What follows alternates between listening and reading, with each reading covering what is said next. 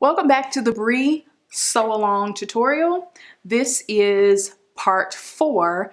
We're putting the dress together. We have completed the bodice, we have completed the skirt, and no matter which view that you're using, you will be using this video to close up your dress.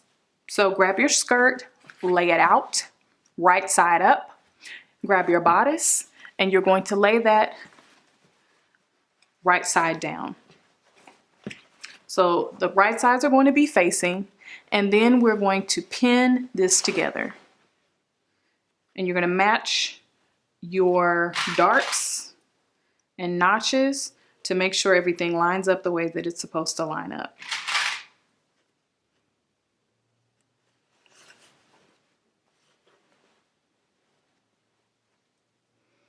And see, this is why we basted the bodice together, all of those layers together, just for this part, to make it a lot neater and a lot easier.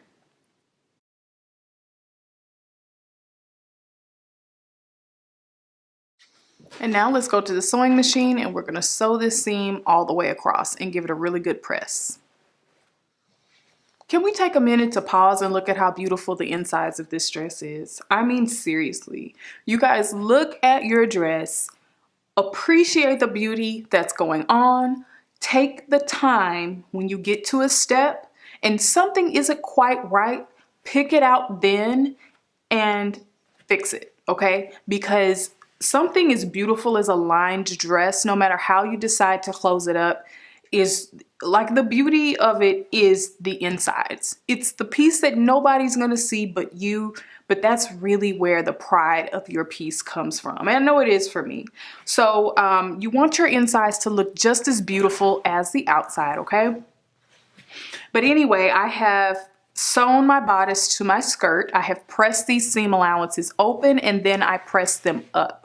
I like to press mine open first just to make sure that it gets really flat on the outside, and then I press them up. Now, you will want to finish this entire seam. You can trim this down, or you can just use a knife function on your serger and trim and finish it all at the same time. You can also use a binding, which would be a lovely accent to the inside of your dress. So go ahead and finish this seam in whatever way that you see fit. Now, after you do that, you will want to finish the center back seam as well. This is why I left this open, because I like to finish mine together. So if you're going to serge this seam, then I would recommend that you baste this layer together, just the bodice and the lining, and that way it doesn't get all bunched up when you go to serge it together. But you will want to finish this entire seam, and you'll do that on both sides. And again, another option for you, if you want to do that, you can use the overlock finish on your sewing machine. You can use a serger, and you can also use a binding. So it's up to you. Take the time to choose a finish that will be beautiful, that will be clean, something that you're comfortable with, that'll give you a very nice finish, and meet me back here. So I decided to go with a serger finish on the center back seam and binding on the waist seam. I would have used binding on the center back, but I ran out and I just did not feel like making any more tape. So that's what happened. So we're going to move on to the last step, which is the zipper. So let's put those two center back seams together, right side facing. And we're going to match the waist seam. Very important for a neat finish on the outside. I'm going to pin at the hem and everywhere else in between.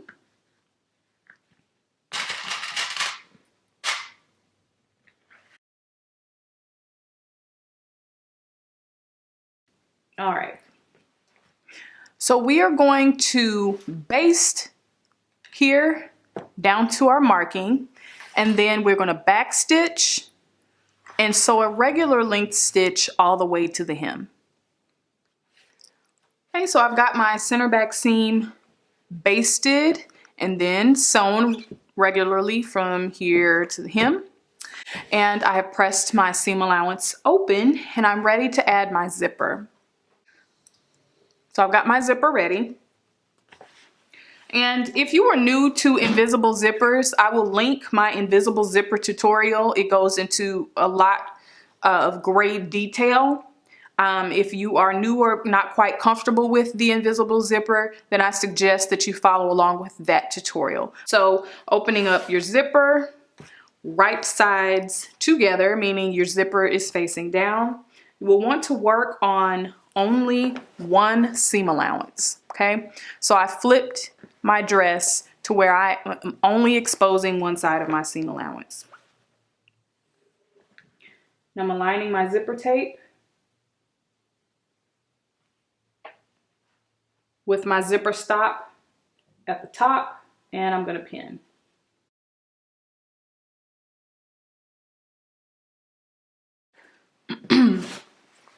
And now I'm going to flip it over to where I'm working only on the other side of the seam allowance, and I'm going to pin that tape. You can do one at a time if you'd like. I like to go ahead and get it knocked out.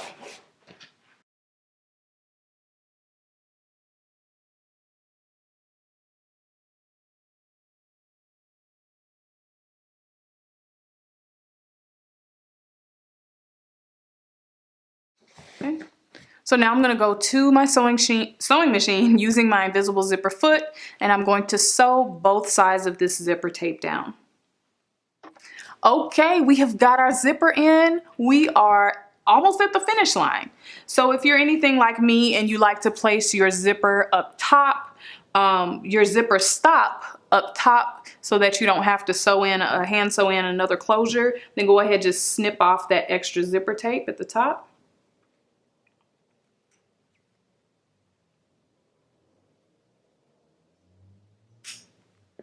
And then we're going to remove that basting stitch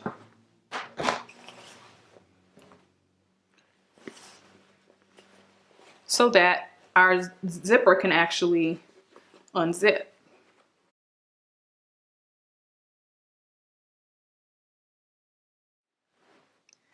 We have removed that basting stitch. Your zipper is now free to zip.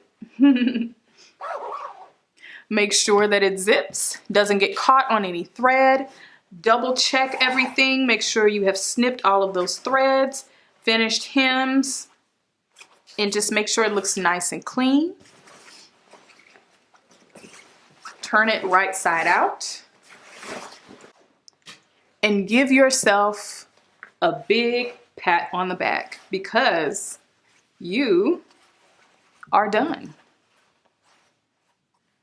So thank you for joining me for the Bree Sew Along. If you have any questions, make sure to leave a comment below and I will answer your question. Thank you again for supporting Style Sew Me and purchasing your pattern. And if you haven't yet grabbed Bree, you can shop that pattern at the link below in the info box. I'll see you in the next video.